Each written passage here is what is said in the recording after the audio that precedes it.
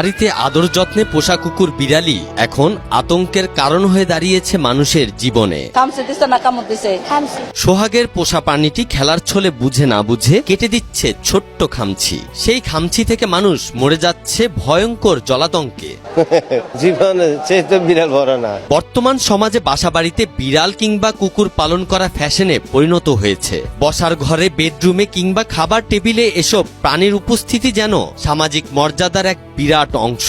বিড়ালকে কোলে নিয়ে অথবা কুকুরের মুখে চুমু দিয়ে সেই ছবি নিজের ফেসবুকে ছড়িয়ে দেওয়া যেন আরো বড় আনন্দের নাম। এটা এখন ফ্যাশন হয়ে গেছে, ট্রেন্ড হয়ে গেছে, এটা পালতে হবে, এটা ঘরে সবাই পালে। কথায় বলে শখের তোলা 80 টাকা, আর এই হাসপাতালে এসে দেখা যাচ্ছে কেউ কেউ তার শখের দাম মেটাতে জীবনটাই বিপন্ন করতে বসেছে। ডাক্তাররা তো বলে যদি পালিত কোনো কিছু হয় আপনারা বিড়াল বা কুকুরের নখটা কেটে দেন, কিন্তু আমরা তো এই নখও কেটে দেই না, মানে ওই বিড়ালের কোনো সচেতনতা কোনো নেই না। প্রতিদিন শত শত মানুষ জলাতঙ্কের ভয়ে ভিড় করছে রাজধানীর মহাখালীতে অবস্থিত সংক্রামক ব্যাধি হাসপাতালে। জুতার আলমারির উপর বসেছিল, দেখেনে হাত দিছে, এর আগের বার 10টা ইনজেকশন দেওয়া হয়েছে এখান থেকে। কেউ নিজের সন্তানকে টিকা দিতে এনেছেন, কেউ টিকা দিতে চান পোষা কুকুরটিকে।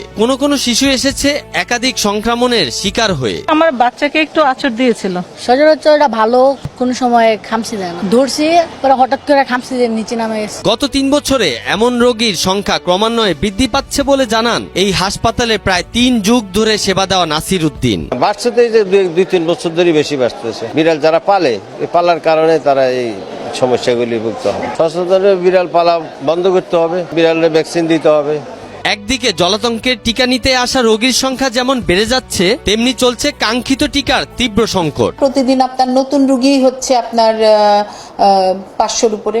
তারপর কারো সেকেন্ড ডোজ থাকে, কারো থার্ড ডোজ থাকে, কারো একটা বুস্টার ডোজ থাকে, সব মিলাই 1400-র মতো হচ্ছে। পোষা প্রাণীর বিষয়ে সচেতনতার প্রয়োজন বলে মনে করেন মহাখালী সংক্রামক ব্যাধি হাসপাতালের পরিচালক FA আসমা খান।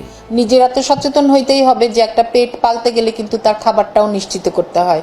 দেখাচ্ছে যে খাবারের জন্য, আমরা যেটা ফেসবুকের রিলের মধ্যে দেখি, যে খাবারটা দিচ্ছে না জন্য হিংস্র হয়ে সে তার মালিককে কামড় দিতেছে। বাচ্চাকে যদি কুকুরে আঁচড় বা কামড় দেয়, যদি রক্ত বের হয়, সাথে সাথে তো আমাকে ভ্যাকসিনটা দিতেই হবে। হ্যাঁ, ওই জায়গাটা আগে সাবান দিয়ে, তারপরে আপনার ইনসেকটিসাইড দিয়ে ভালো করে ধুয়ে নিতে হবে। খুব করে একদম খাড়ালা সাবান দিয়ে খুব করে ধুইতে হবে। ধোয়া হয়ে গেলে তারপরে ভ্যাকসিন দিতে আসবে। জীবে দয়া করা মানুষেরই মহৎ ধর্ম, কিন্তু জীবে প্রেম দেখাতে গিয়ে সচেতন থাকার কোনো বিকল্প নেই। সময় মতো পোষা কুকুর বিড়ালের টিকা গ্রহণ নিশ্চিত করতে না পারলে অচিরেই হয়তো জলাতঙ্ক রূপ নেবে এক ভয়াবহ সংকটে।